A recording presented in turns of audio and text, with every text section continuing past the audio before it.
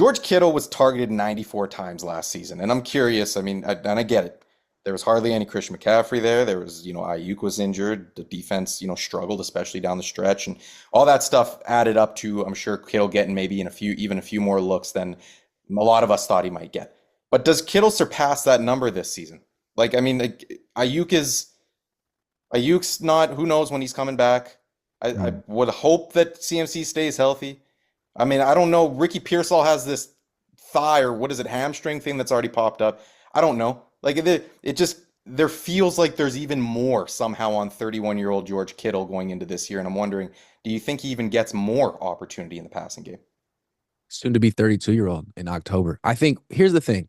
Look at his numbers. If you look at his career stats, I mean, I don't think he's eclipsed 100 targets since 2019. Mm. Am I wrong? I I think he don't hit think you're like right. Yep, I don't I think you're think wrong. he had like 130 or something in 2018 when like Nick Mullins was the quarterback, and then the next year they brought it down a little bit because Emmanuel Sanders, and Deebo Samuel were here.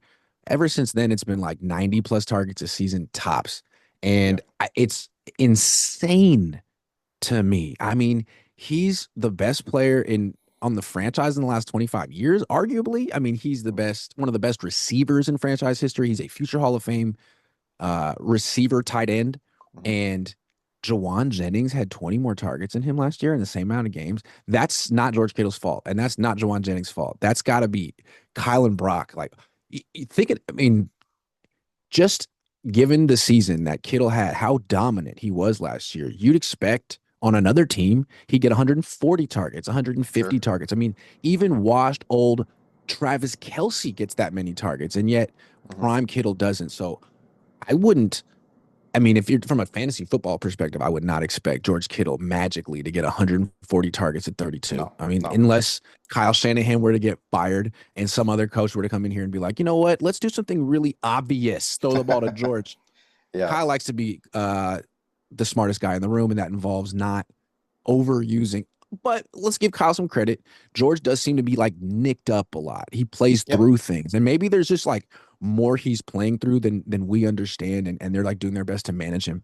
Sure. It's possible. Okay. No, that's fair. Yeah, I was curious if yeah, maybe he gets to 100, gets back to triple digits. I don't know, but yeah, I agree with you. I mean, should be getting used more. I think the argument could be made he gets that Brock Bowers treatment. This is true. I'm gonna say something hella cynical. But from a fantasy football perspective, and we're just talking about like projecting, Yeah. I wouldn't feel good about having any player on my team who's on the 49ers and just signed an extension.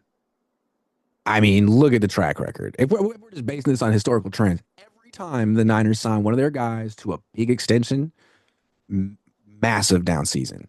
Trent Okay. Williams last year, McCaffrey last year, Debo, Ayuk. Mm. Kittle's one season where he missed games right after he signed an extension. And I'm not saying like it's nefarious activity. It could be total luck. Yeah. But yeah, man, you just gave a bunch of guaranteed money to a 32-year-old. I don't know, man. He might just miss 8 games this year.